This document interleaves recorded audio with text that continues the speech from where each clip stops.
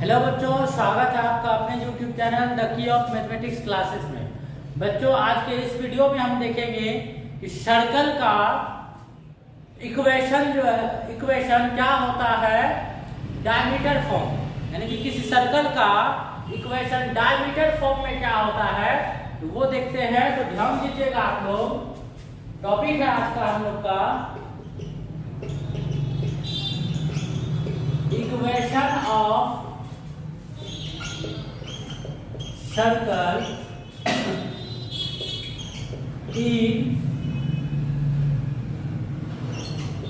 diameter form। Equation of circle वृत्त का है ना समीकरण किसमें, तो डायमीटर फॉर्म में। तो देखेंगे इसमें एक सर्कल है,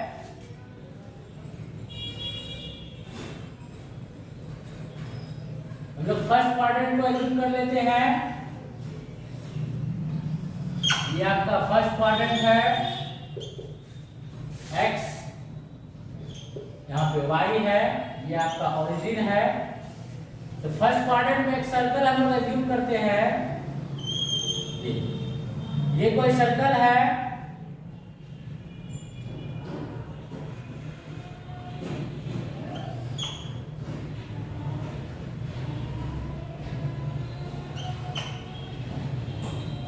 जिसका सेंटर R ले लेते हैं और डायमीटर AB ले लेते हैं, ठीक है।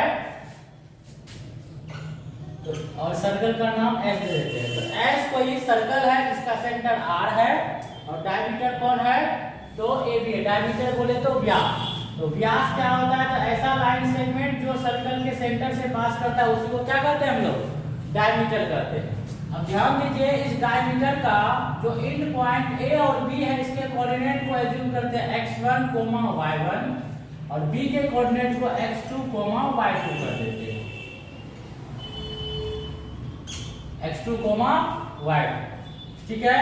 तो AB क्या है, डायमीटर है जिसका दो एंड पॉइंट A और B है, जिसमें A का कोऑर्डिनेट x1, y1 है और B का कोऑर्डिनेट x2, y2 है। ध्यान दीजिए, इसके अलावा एक पॉइंट और हम लोग P एज्यूम करेंगे सब यहाँ पे सर्कल पर, जिसका कोऑर्डिनेट हो जाएगा x, y। तो ये हम लोग का आर्बिट्री पॉइंट होगा जो सर्कल के हर एक पॉइंट को सेटिस्फाई करेगा।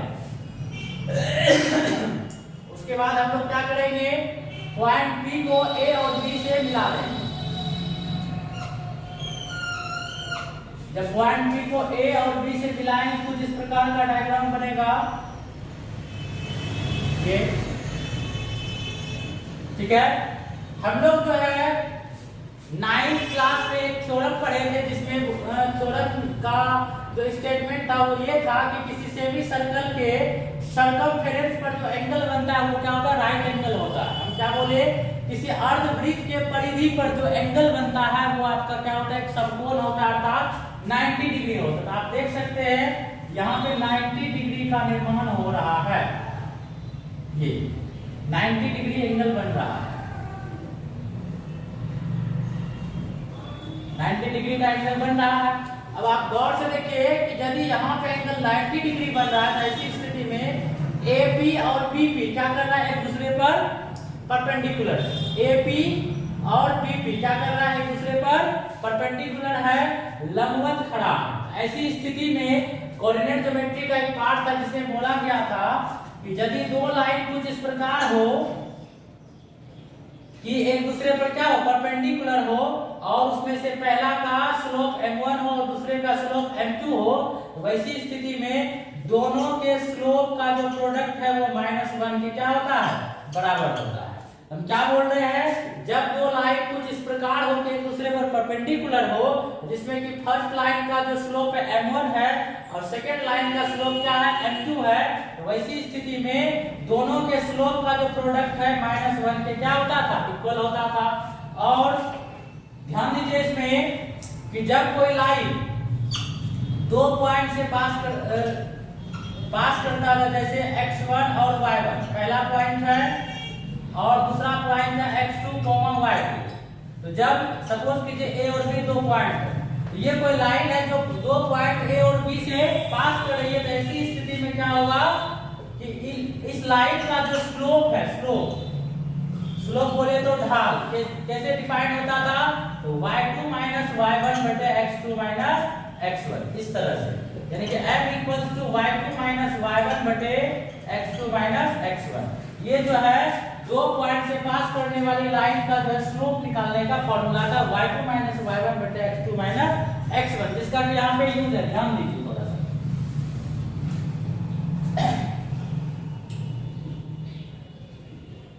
तो पहले तो हम लोग नोट कर लें कि क्या यहाँ पे एज्यूम किया हुआ चीज है, तो मानेंगे हम लोग let S be a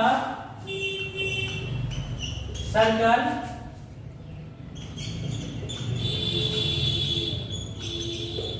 having center R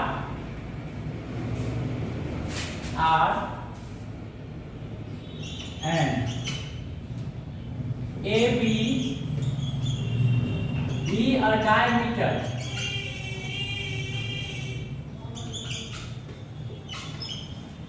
and AB be a diameter through the point या through the centre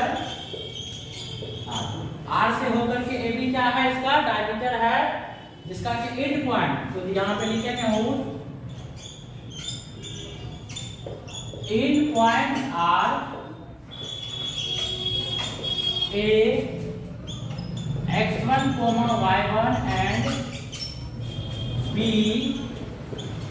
x2, y2। इसका इन पॉइंट्स क्या आएंगे, छोड़ वाला बिंदु क्या है, x1, y1 और B x2, y2। इसके अलावा आप देख सकते हैं P एक ऐसा पॉइंट है जो कि जनरल पॉइंट है सर्कल का, वो हर एक पॉइंट को सेटिस्फाई करता है, उसको भी एज्यूम कर लीजिए। मोर ओवर मतलब इसके अलावा P x, y be an arbitrary point on circumference of circle, ठीक है। तो P क्या है, कोई जनरल पॉइंट है, कहां पे, तो सर्कमफेरेंस यानी कि वृत्त की परिधि पर। अब उसके बाद क्या करते हैं कि पॉइंट P से A को मिला देते हैं और B को P से मिला देते हैं। तो यहाँ पे क्या लिखेंगे, ज्वाइन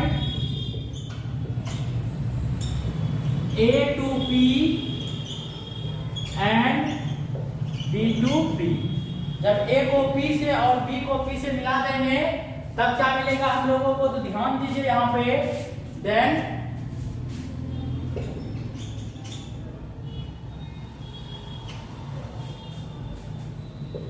AB जो है क्या हो जाएगा, BP पर परपेंडिकुलर। अभी जस्ट डिस्कस किए हम लोग कि सेमी सर्कल यानी अर्धवृत्त के परिधि पर कहीं पर भी जो एंगल बनेगा वो क्या होगा, आपका 90 डिग्री का एंगल होगा। क्या होगा, 90 डिग्री का। तो 90 डिग्री होने के कारण AP और BP एक दूसरे पर क्या हो गया, परपेंडिकुलर हो गया।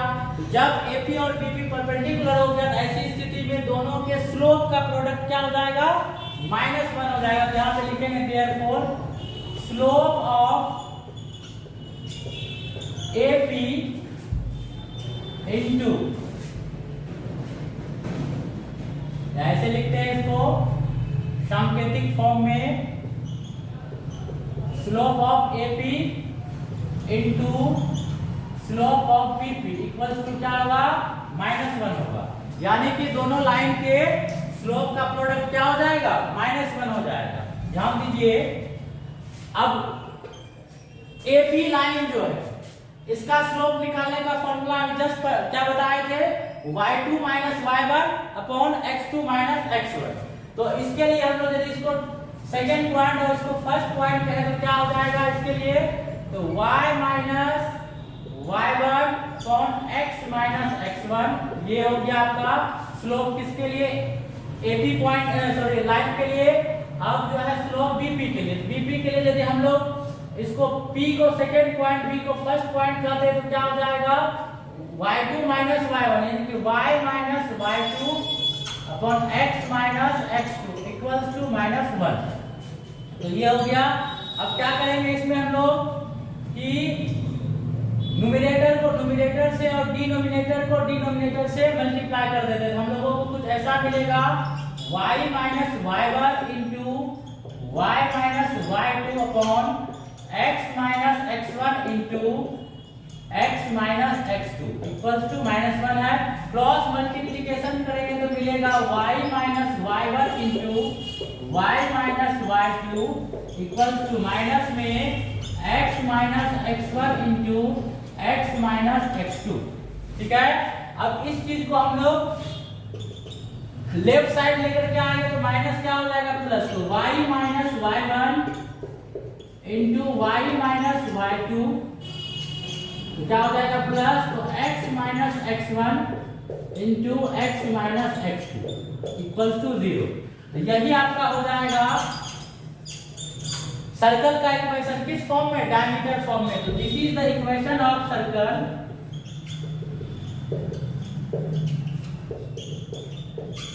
Equation of circle in diameter form. Video को रोककर अच्छे से